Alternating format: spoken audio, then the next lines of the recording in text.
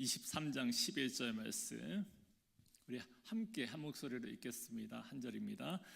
그날 밤에 주께서 바울 곁에 서서 이르시되 담대하라, 내가 예루살렘에서 나의 일을 증언한 것 같이 로마에서도 증언하여야 하리라 하시니라. 아멘. 사랑하는 여러분, 우리 인생에는 누구에게나 정말 지치고 무너지고 싶은 그런 순간이 있습니다. 아무리 믿음이 강한 사람이라 할지라도 눈물 한 방울조차 흘릴 수 있는 그런 힘조차 없어서 주저앉아 버릴 때가 있더라는 거죠. 혹시 여러분 중에도 그런 시간을 지나오신 분이 계십니까?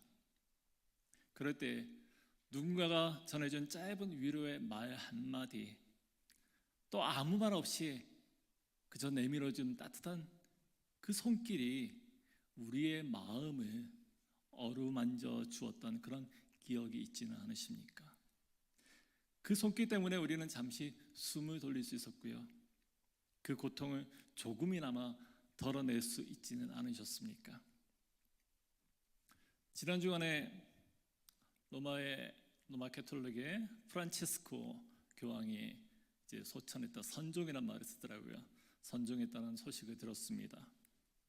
그는 2014년에 한국을 방문했을 때 노란 리본을 달고 세월호 참사 유가족들을 찾아서 위로했다고 합니다. 일부에서는 그런 만남에 대해서 정치적으로 또 이용하고 해석될 수 있으니까 리본을 떼는 것이 좋겠다라고 말하면서 염려를 했다고 해요. 그때 교황은 인간의 고통 앞에서 중립을 지킬 수 없습니다 라고 말을 정리했다고 해요. 인간의 고통 앞에서 누구도 예외일 수 없다는 거죠. 이 말은 유가족들의 그 아픔을 정치적인 이슈로 보지 않고 인간의 고통 그 자체로 바라보았다라는 그런 고백이었습니다. 교황 고통 속에 있는 그들의 손을 잡아주었고요, 교회가 고통받는 이들에게 어떻게 다가가야 할지를 몸소 보여주었습니다. 물론 우리의 신앙이나 또 교리적으로 카톨릭이나 교황에게 동의한다거나 아니면 같은 길을 걷는다라고 말하지는 않습니다. 하지만 그의 말과 삶의 태도 속에는 그리스도인으로서 어떤 삶을 살아가야 될지 그런 깊은 울림이 담겨 있는 것은 분명한 줄 믿습니다. 그럼에도 아무리 진심 어린 위로가 있다 하더라도 우리의 깊은 상처를 완전히 메울 수는 없습니다. 세상의 모든 말들, 심지어 신실한 사랑이 담긴 위로조차도 어딘가 허전하고 채워지지 않는 그런 공허함이 남기 마련입니다. 고린도후서 1장 3절과 4절은 이렇게 말씀합니다. 찬송하리로다. 그는 우리 주 예수 그리스도의 하나님이시요 자비의 아버지시요 모든 위로의 하나님이시며 우리의 모든 환난 중에서 우리를 위로하사 우리로 하여금 하나님께 받는 위로로서 모든 환난 중에 있는 자들을 능히 위로하게 하시는 이시로다. 아멘. 사랑하는 여러분, 그 빈틈을, 그 깊은 마음의 허무함을 완벽하게 채우고 치료하실 분은 오직 하나님밖에 없음을 믿기를 원합니다. 요셉이 그렇지 않습니까? 형제들에게 버림을 받고 노예로 팔려가고 억울한 누명을 쓰고 감옥에 갇혔지만 그 고난의 어둠 속에서 하나님은 요셉과 함께 하셨습니다. 그리고 마침내 요셉은 눈물로 고백을 해요. 창세기 45장 10절 말씀에서 하나님이 나를 당신들보다 먼저 보내셨습니다. 하나님이 그렇게 하셨다고요. 다윗도 마찬가지입니다. 사울에게 쫓기며 광야를 헤매이고 동굴 속에서 낙심하였던 다윗은 이렇게 고백을 해요. 내 영혼아 어찌하여 낙심하며 어찌하여 불안해하는가? 너는 하나님을 바라라. 그 모든 어려움의 자리를 겪고 하고 지나오면서 다윗이 정리한 그 결론은 그거예요. 하나님을 바라봐야 된다는 거죠. 예수님은 어떻습니까? 겟세마네 동산에서 홀로 무릎을 꿇고 기도하셨던 그 깊은 밤에 천사가 하늘로부터 예수께 나타나 힘을 더하더라라고 말씀을 증거하고 있어요. 하나님 아버지는 가장 깊은 고난의 순간에도 자녀를 결코 외면하지 않으시는 분인지 믿습니다. 오늘 말씀에서 하나님은 또 한 사람 사도 바울을 찾아가셨습니다. 모든 소망이 꺼져버린 그 깊은 밤이었어요. 억울함과 외로움에 짓눌려 있는 그런 자리였습니다. 바로 그 어둠 가운데 주님께서 조용히 사도 바울을 찾아가셨습니다. 그리고 말씀하시죠. 담대하라고. 주님은 단지 따뜻한 말씀하신 것이 아닙니다. 바울의 그 꺼져가는 심령에 다시 소망을 불어넣으셨고요, 그를 사명의 자리로 다시 불러 세우셨던 것입니다. 오늘도 우리에게 주신 이 말씀을 살펴보는 가운데 절망 중에 바울에게 임하셨던 그 주님의 위로가 나에게 주는 것임을 다시금 확인하고 묵상하는 그런 시간 되기를 소망합니다. 말씀에서 읽지는 않았지만 22장, 23장에서 바울은 굳은 결심을 안고 예루살렘으로 향하였습니다. 수많은 사람들이 예루살렘에 가면 안 된다, 그곳에 가면 너는 정말 죽을지 모른다, 간곡히 만류했어요. 그렇지만 바울은 담대히 고백하죠. 나는 주 예수의 이름을 위하여 결박당하고 죽을 것도 각오하였노라. 그러나 현실은 바울이 생각했던 것보다 훨씬 더 가혹했던 것 같습니다. 예루살렘에 도착하자마자 그는 성전에서 종교적인 광기에 사로잡혀있던 유대인들에게 붙잡혔습니다. 그리고 끌려나가서 무차별적인 그런 구타를 당했어요. 저 사람 바울은 율법은 모욕한 사람이다, 성전을 더럽혔다, 돌을 맞아야 되고 죽어야 되고 없애버려야 된다. 사람들은 바울에게 온갖 모욕을 다 쏟아내었어요. 사람들에게 바울은 외쳤지만은 누구도 그의 말을 들으러 가지 않았어요. 억울한 누명과 폭력 속에서 정신이 하득해질 무렵에 로마 군대가 개입하여서 간신히 그의 생명이 건져지게 되었습니다. 그 다음날 로마 군대의 천부장의 명령으로 바울은 유대의 최고 종교 재판정인 산헤드린 그 공회 앞에 서게 되었습니다. 이제 재판을 받게 되었어요. 모든 시선이, 산헤드린 그 재판정에 참여하고 있는 모든 이들의 시선이 바울에게 향하였습니다. 그런데 그 가운데 누구도 바울을 불쌍히 여기는 그런 눈길은 없었던 것 같습니다. 오직 율법을 파괴하는 자다, 신성 모독을 저지른 자다, 그런 적개감만이 그곳에 가득 채웠을 뿐이었습니다. 바울은 떨리는 마음으로 말문을 열지요. 사도행전 23장 1절 말씀에서 여러분 형제들아, 오늘까지 나는 범사의 양심을 따라 하나님을 섬겼노라 라고 자기의 증거를 합니다. 그의 말은 나는 이제껏 유대 율법을 범하지도, 그리고 예수 그리스도의 제자로서도 자신이 하나님 앞에 조금도 잘못됨 없이 진실되고 떳떳하게 살아왔다라는 그런 고백이었던 것입니다. 나는 범사의 양심을 따라서 하나님을 섬겼다라고요. 그러나 그곳에 있던 대제사장 아나니아, 바울의 고백을 신성모독죄으로 망언으로 여겼던 것 같습니다. 분노한 그는 병사들에게 그의 입을 치라고 명령을 해요. 곧 다가와서 병사가 그의 입을 칩니다. 아마 세게 쳤을 거예요. 피가 그 입에 가득하지 않았을까 싶어요. 바울은 굉장히 억울했겠죠. 너무나 화가 났을 거예요. 그래서 외칩니다. 3절 말씀에서 회칠한 담이여 하나님이 너를 치시리로다. 바울은 아나니아가 사용했던 그 치다, 저 입을 쳐라, 그 치라는 말을 그대로 되받으면서 그의 위선과 부패를 고발하고 있어요.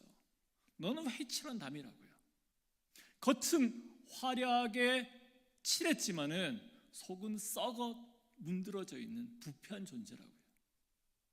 바로 대제사장 아나니아를, 그의 실체를 고발하는, 까발리는 그런 말이었습니다.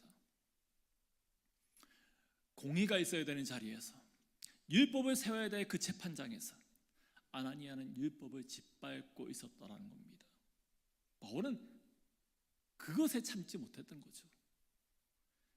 진리를 외치는 자로서 그 의로운 분노를 쏟아내었던 것입니다. 그러자 곁에 있던 사람들이 놀라서 한마디 해요. 네가 어떻게 하나님의 대제사장을 모욕하느냐고요.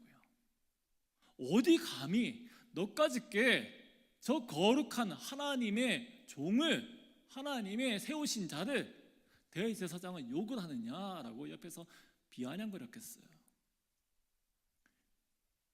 바울은 놀란 것처럼 사람들에게 대답합니다. 형제들이여, 나는 그가 대제사장인 줄 몰랐다. 그래? 난 몰랐는데? 그러면서 백성의 지도자들을 비방하지 말라라는 성경 말씀을 인용하면서 이야기를 합니다. 내가 율법을 잘 알고 있는데 그가 대제사장인 줄 알았으면 내가 그러지 않았을 텐데 난 몰랐어. 그러나 정말 바울이 그가 대제사장인지 몰랐을까요? 지금 아나니아가 앉아있는 자리가 어디입니까? 산헤드린 공회입니다. 유대의 공식적인 자리입니다. 재판장이에요. 당시에 대제사장이었기 때문에 의복을 입고 있겠죠. 우리가 재판장에서 상상해 보면 아시지 않습니까? 앞에 재판하는 재판관들은 다 유니폼을 입고 있지 않습니까? 대제사장은 마찬가지예요. 대제사장은 제사장들과는 다른 의복입니다. 다른 일보다 확연하게 구별되는 화려한 보석으로 치장된 그런 옷을 입고 있었습니다. 바울이 아무리 시력이 나빠도 그를 알아보지 못했을 그런 가능성은 높지 않아요. 오히려 그가 대제사장인 줄 몰랐다. 이 말은 그가 대제사장다운 그런 삶의 모습을 보이지 않기 때문에 나는 그를 인정할 수 없다라는 그런 조롱이 아니었을까라고 생각할 수밖에 없습니다. 그 순간에 바울은 진리를 위해서 싸우는 자가 감당해야만 하는 그런 고독과 상처와 어려움들을 온몸으로 막아내고 있는 것 있었습니다. 그의 마음속에는 여전히 혼란이 있었을 거예요.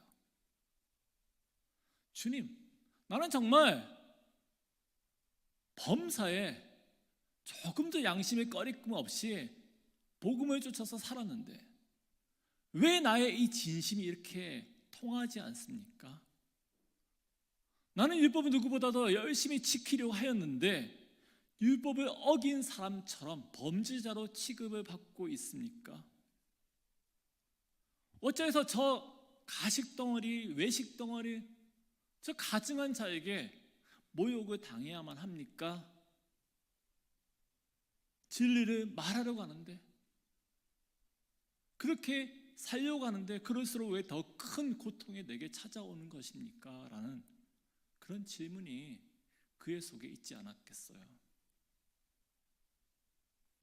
그는 지금 믿음과 현실 사이에서, 순종과 오해 사이에서 깊이 흔들리고 있었습니다.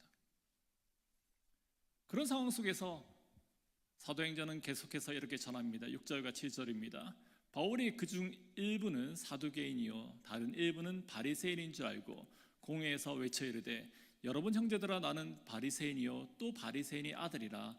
죽은 자의 소망 곧 부활로 말미암아 내가 신문을 받노라. 그 말을 한즉 바리새인과 사두개인 사이에 다툼이 생겨 무리가 나누어지니. 바울은 그곳에 앉아서 가만히 있었던 것이 아니에요. 공의 분위기를 잘 살폈던 것 같습니다. 그리고 그곳에 바리새인과 사두개인들로 나뉘어져 있다는 것을 한눈에 알아보았습니다. 그리고 그 틈을 지혜롭게 잘 활용해요. 나는 바리새인이다. 나는 죽은 자의 부활에 대한 소망 때문에 재판을 받고 있다는 거죠. 내가 재판받는 이유는 부활, 죽은 자의 부활 때문이다. 이 한마디가 공의 안에 그 단결을 깨트려 버렸어요. 공의안은 곧바로 뜨거운 논쟁에 휩싸이게 되었습니다. 바리새인들은 부활과 영적 세계를 믿었지만은 사두개인들은 부활도 믿지 않았고 천사도 부정했습니다. 같은 유대교 안에 있었지만은 본질적으로 그들은 다른 신앙 체계를 가지고 있었기 때문이에요. 바울은 그 차이를 너무나도 잘 알고 있었습니다. 그리고 성령의 지혜를 따라서 그 분열의 지점을 정확히 짚어내고 있었습니다. 결국 공의안에는 바울을 한 목소리로 공격할 수 없는 상황이 되었어요. 심지어 어떤 이들은 우리가 이 사람을 잘못 판단하는 것이 아닌가, 그러면서 바울을 두둔하기도 하였습니다. 여기서 우리가 확인할 것이 무엇일까요? 바울은 단순히 열심만 있는 신앙인이 아니었다라는 거죠. 그는 성령의 역사에 대한 민감한 신앙이 있었습니다. 지혜로운 분별력을 가지고 있는 그런 지도자였습니다. 그 혼란과 고통의 와중에서도 바울은 무너지지 않았어요. 얼마든지 내게 왜 이런 고통이 있습니까? 나 이렇게 왜 이런 억울한 일을 당해야 합니까? 라고 계속해서 힘들게 쓰러지고 헤매이고 넘어질 수밖에 없는 그런 상황 가운데서도 마음은 낙심할지라도 여전히 그는 깨어 있었다라는 거죠. 영적으로 분별할 수 있었다는 겁니다. 성령님께서 그에게 그러한 능력을 주셨기 때문이에요. 그러한 영적인 분별력은 훈련이나 어떤 경험만으로 얻을 수 있는 것이 아닙니다. 성령님께서 그 순간에 그의 마음 가운데 지혜와 용기를 부어주신 줄 믿습니다. 믿음만으로 충분하지 않죠. 우리는 깨어 있어야 돼요.